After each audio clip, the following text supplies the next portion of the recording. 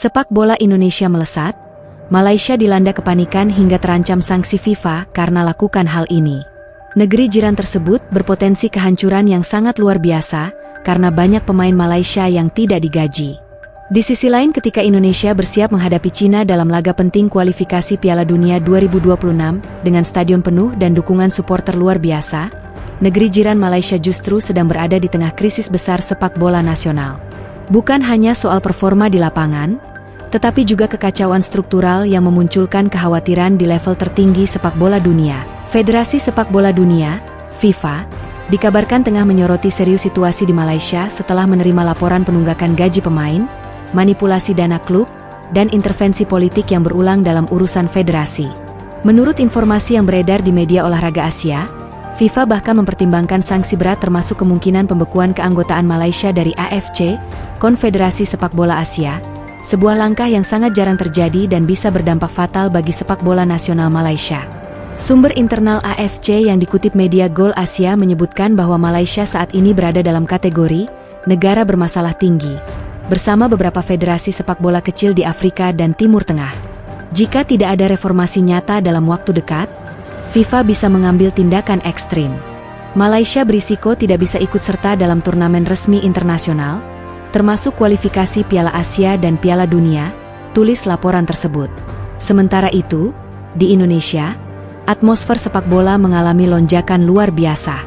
Tiket laga melawan Cina ludes dalam waktu singkat, dan pemerintah bersama PSSI menunjukkan keseriusan dalam membangun fondasi sepak bola yang profesional dan berkelanjutan.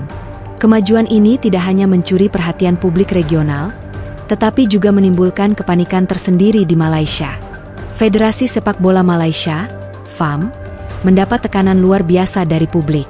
Di tengah krisis keuangan yang melanda klub-klub besar seperti Kedah Darul Aman FC dan Selangor FC, para pemain mulai angkat suara soal hak-hak mereka yang tak terpenuhi. Lebih dari 30 pemain profesional telah mengadukan kasus mereka ke FIF Pro, Serikat Pemain Sepak Bola Dunia, dengan harapan ada intervensi langsung dari otoritas global. Dalam konferensi pers darurat minggu lalu, Presiden FAM, Datuk Hamidin Mohamad Amin, tidak membantah adanya krisis serius.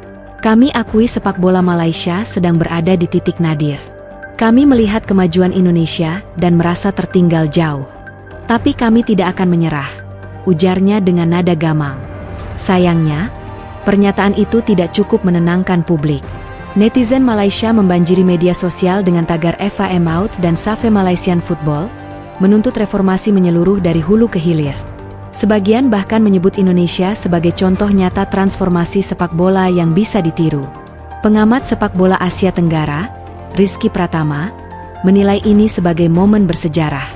Dulu Indonesia dianggap adik dari Malaysia dalam hal sepak bola. Tapi sekarang, dengan stadion yang megah, liga yang sehat secara finansial, dan regenerasi pemain yang matang, justru Malaysia yang merasa tertinggal. Dan jika tidak segera berubah, mereka bisa benar-benar dikeluarkan dari panggung internasional, katanya.